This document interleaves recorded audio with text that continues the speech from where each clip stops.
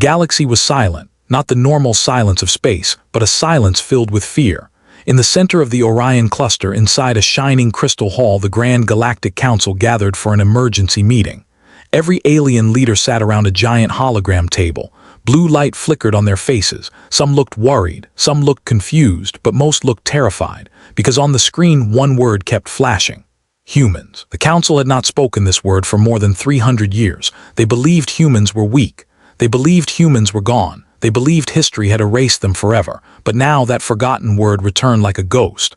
The Council leader, a tall insect-like being named Jurak, hit the table with his metal staff. "Explain this," he demanded. "Who activated the old human beacon? Who sent that signal across the galaxy?" Another alien, with silver skin like a mirror, stood up. His voice shook. We detected a ship," he said. "A human ship." A wave of whispers filled the chamber. Some aliens gasped. Some moved their chairs back. Even Jurak stepped away in fear. "A human ship," he repeated. "Impossible." But the silver alien shook his head. "No, Council leader, it is real, and it is coming toward us." The hologram flickered again, showing a small dark shape traveling through deep space. No lights, no signals, only silence. The Council stared at it with cold fear. Jurak spoke slowly. "Why would humans return now after 3 centuries? The silver alien swallowed hard. "That is the mystery, but they sent a message, a very short message." The chamber went silent again. "What message?" Jurak asked. The alien pressed a button. A deep voice echoed across the hall, a voice none of them had heard for generations, a human voice. "We are coming to collect what you owe." Answer: no explanation, no warning, just that. The temperature in the chamber dropped. Even the machines stopped humming as if they were afraid too. Jurak gripped his staff tighter. "A debt? What debt?" No one answered, no one could, because 300 years ago the galaxy made a choice it believed humans had forgotten. But humans never forget. Far away from the Council, the human ship moved silently through the void. It was not large. It did not look dangerous. It was shaped like a long black spear, its surface absorbing starlight. No engines glowed. No sound came out. It traveled faster than any alien ship but left no trace behind. Inside that dark ship, Commander Aaron Holt stood alone on the bridge. His eyes were calm, his face was unreadable. He wore no shining armor, no decorations, nothing to show power. But every movement he made felt controlled, sharp, careful, deadly. Around him, holographic screens projected the galaxy map.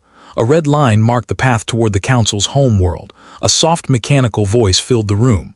"Commander Holt," the AI system said, "we will arrive in 6 hours." Aaron nodded slowly. "Good," he said. "Activate the repayment protocol." The AI hesitated for a moment. "Are you certain?" it asked. "The galaxy will fear this action." Aaron turned his gaze toward the stars. "They already fear us," he said, "and they should." Back in the Council hall, tension grew like a storm. An alien general covered in dark scales stood up. "This must be a trick," he growled. "Humans cannot survive in deep space alone. Their world fell centuries ago. They are extinct." But another Council member shook her head. "No, humans did not die. They hid. They rebuilt." Her voice trembled. There were rumors, whispers about human ghosts, human colonies in the dark edges of the spiral arm. "We ignored them. You believed old stories." The scaled general laughed bitterly. She looked at him with fear. "Not stories, warnings." More arguing broke out, alien voices rising, echoing through the chamber, fear making every species remember things they tried to forget. Jurak finally slammed his staff again. "Enough," he shouted. "We must understand why humans have returned." He turned to the silver-skinned alien. "What else do we know?" The alien tapped his screen. A new hologram appeared, a timeline of ancient events glowing red. 312 years ago, he began, Earth was attacked by the Dark Spiral Fleet. The humans asked the galaxy for aid. "Requested military support," Jurak murmured, remembering old records. "Yes," the alien continued, "but we denied the request." Several heads bowed in shame, some looked away. "We chose not to help," he said softly. Earth fell alone. Ember fell silent again. It was the great shame of the galaxy, a crime they buried under history, erased from the records, hoping no one would remember. But humans remembered, and now they were coming to collect the debt. 6 hours later, alarms exploded across the Council world. The human ship arrived. It came out of warp silently, appearing above the capital like a dark shadow cutting through the stars. Alien air forces scrambled into the sky. Defense towers powered up. Missile systems locked on, but every weapon pointed at the human ship suddenly shut down. Not destroyed, not damaged, just silent, like someone turned off the entire planet's defenses with one switch. From orbit, the ship released a soft blue wave. It moved across the world like fog, turning every machine quiet. Inside the Council chamber, lights flickered, holograms shook, communications failed, panic filled the room. "What is this?" Jurak shouted. "How did humans disable our systems?" They used a gravity pulse, an engineer stammered. But the pulse is impossible, the energy needed is too high. Jurak felt a cold fear crawl up his spine. Humans were not supposed to have this level of technology. Humans were not supposed to be this strong, but the truth was clear now. Humans did not just return, they evolved. A deep sound vibrated in the chamber, a voice transmission from the human ship. Every screen lit up with a single image, a human figure standing inside a black command deck. Commander Aaron Holt appeared before the council. He looked calm, too calm. "I am Commander Holt of the Human Preservation Fleet," he said. Dozens of alien leaders leaned forward, some shivered, some held their breath. "You erased us from your history," Holt said quietly. "You left Earth to die, you believed we would vanish into the dark." His eyes hardened. "You were wrong." The chamber felt colder than space itself. Jurak stepped forward, trying to keep his voice steady. "What do you want, human?" Holt raised his head. His expression was neither angry nor emotional. It was something worse, controlled. "We came to collect a debt," he said. Jurak's voice shook. "What debt?" Holt leaned closer to the camera. "The promise you made before you betrayed us." Jurak froze. Every alien in the room froze. A forgotten promise. A broken oath. A debt older than lifetimes. Holt continued. "We asked for protection, for alliance, for unity. You turned away." He paused, letting the weight of his words crush the chamber. But humans never forget. A shiver ran through every alien in the hall. Jurak swallowed. "If you wish to negotiate, we can." "This is not negotiation," Holt interrupted. The hologram flickered, showing the human ship rotating above the council world. It was still silent, still calm, still not firing a single weapon. "We do not come for war," Holt said. "War is too simple." Jurak frowned. "Then what do you seek?" Holt spoke slowly, clearly, every word like a blade. "We seek what you owe us, and we will not leave until the debt is paid." The chamber erupted into chaos. Voices shouted, chairs fell, some aliens panicked. Others ran to warn their fleets. No one knew what humans wanted. No one knew what the debt truly was. And the fear grew stronger, because the human ship did not attack, but no one could move a single weapon. No system worked. No defense activated. The humans took control without violence, and that was more terrifying than any war. Above the planet, Commander Holt turned away from the hologram. "Prepare Phase 2, he ordered. The AI responded. "Phase 2 will intensify fear among the council members. Are you sure this is wise?" Holt nodded once. "Fear makes them listen," he said softly. "This time they will not ignore humanity." He looked out the window as the stars glimmered. "Begin." On the council world, the skies suddenly darkened, not from clouds but from human drones appearing like thousands of small dark stars.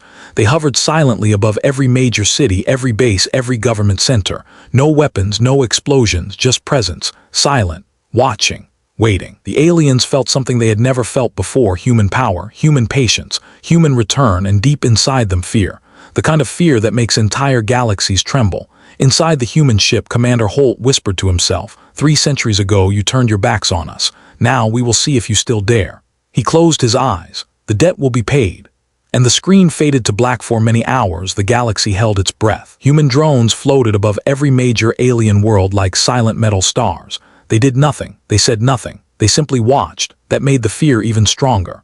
Inside the vast council hall, leaders of 23 alien species sat frozen. Their faces showed the same emotion, confusion mixed with shame. They had all tried to forget the past, but the past had now returned wearing a human face. Council leader Jurak forced himself to speak. Metal staff shook in his hand. "Someone," he said quietly, "must explain this debt. I demand full historical records."